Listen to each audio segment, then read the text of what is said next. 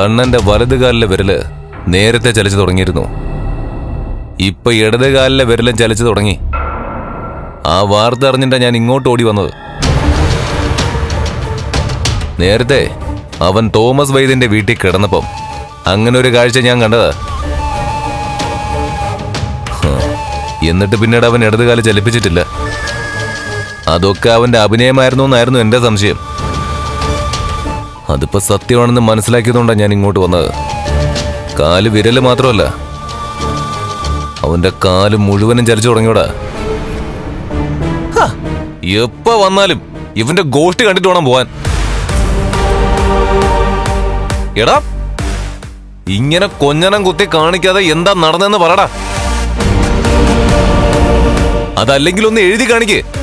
എവിടാ പേന പേപ്പറും? ഇവിടെ ഉണ്ടോ? ഒന്ന് എഴുതടാ. പറ്റില്ല സാറേ ഇങ്ങർക്ക്. അയ്യോ, പറ്റിയാലോ? എന്തായാലും നീയെല്ലാം കൂടി എന്നെ അങ്ങ് പറ്റിച്ചു. ഇനി ഇതെങ്കിലും പറ്റുമോ നോക്കട്ടെ. എഴുതടാ. പൊന്നം എഴുതും സാറേ. പിടിയോ? എഴുതടാ. സാറേ വേണ്ടെന്നാ പറഞ്ഞത്. സാറേ ഒന്നും ചെയ്യല്ലേ. ദൂരം പിടിക്കുന്നോ? വിട് സാറേ. എഴുതടാ. അണ്ണനെ കൊണ്ടൊന്നും പറ്റത്തില്ല സാറേ. സാറേ എന്തിനാടാ നിന്റെ കൈ? എന്താ സാറേ കാണിക്കണേ? സാറേ സാറേ വിട് സാറേ. സാറേ സാറേ അയ്യോ അയ്യോ സാറേ വിട് സാറേ.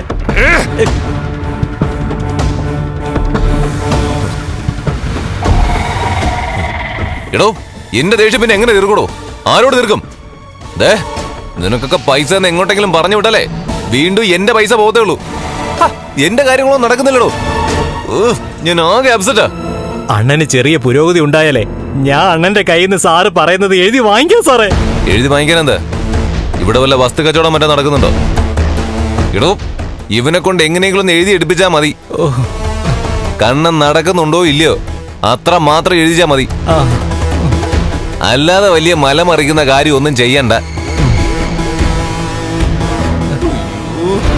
എടാ കാർത്തികയ്യ, ഒന്ന് കനിയടാ. അവൻ ശബരിമല കയറിയത് മറ്റുള്ളവരെ സഹായിച്ചിട്ടാണെന്ന് ഒന്ന് പറയടാ. അത് കേട്ടാ കുറച്ച് ആശ്വാസവും. അതുകൊണ്ടാ. നീ എന്തിനാ കരയുന്നേ? ഏതായാലും വന്നല്ലേ, എന്നാ മരുന്ന് വാങ്ങിച്ചു കൊടു. നീ എന്തെങ്കിലും വെട്ടി വിഴുങ്ങ്. അവനെ ഭിക്ഷക്കാർക്ക് ഭിക്ഷ കൊടുക്കുന്ന പോലെയാ പൈസ തന്നിട്ട് പോകുന്നത്. ഇവിടുന്ന് എഴുന്നേറ്റ് കഴിഞ്ഞാലേ അവന് നമുക്ക് ഇരുട്ടടി കൊടുക്കണോണ്ണ. അയ്യോ എന്റെ നടുവേ.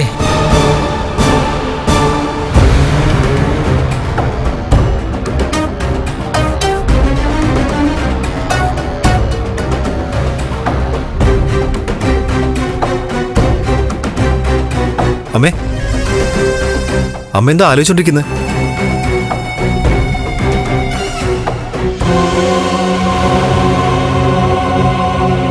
അല്ല, ഹണിമൂൺ ട്രിപ്പ് എന്നും പറഞ്ഞ് മൂന്നാറിൽ പോയിട്ട് വന്ന ശേഷം അവൾക്ക് നല്ല മാറ്റമുണ്ട്. ആ മഹാലക്ഷ്മിക്ക്. എന്ത് മാറ്റം?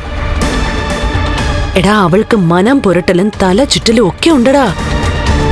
അത് മാത്രമല്ല, അവൾ അവളുടെ വീട്ടിൽ പോയപ്പോ അവളുടെ അമ്മ ഇഷ്ടം പോലെ പലഹാരം ഉണ്ടാക്കി കൊടുത്താ വിട്ടത്.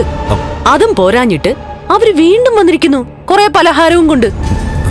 അത് വെഡിങ് ആനിവേഴ്സറി ആയതുകൊണ്ടല്ലേ? എന്നാ അവര് പറയുന്നത്. പക്ഷേ അത് നമ്മള് കണ്ണു അടച്ച് വിശ്വസിക്കേണ്ട കാര്യമുണ്ടോടാ? ഇപ്പോഴത്തെ അവളുടെ മട്ടും ഭാവമൊക്കെ കണ്ടിട്ട് എടാ എനിക്ക് തോന്നുന്നത് അവളുടെ വയറ്റിൽ ആരോ ആൾതാമസം തുടങ്ങിയിട്ടുണ്ടെന്നാ. ആൾതാമസോ? എടാ മണ്ട, അവളുടെ വയറ്റിലൊരു കുഞ്ഞുണ്ടോന്ന് എനിക്ക് സംശയമുണ്ടെന്ന്. അമ്മ എന്തൊക്കെയായി പറയുന്നേ?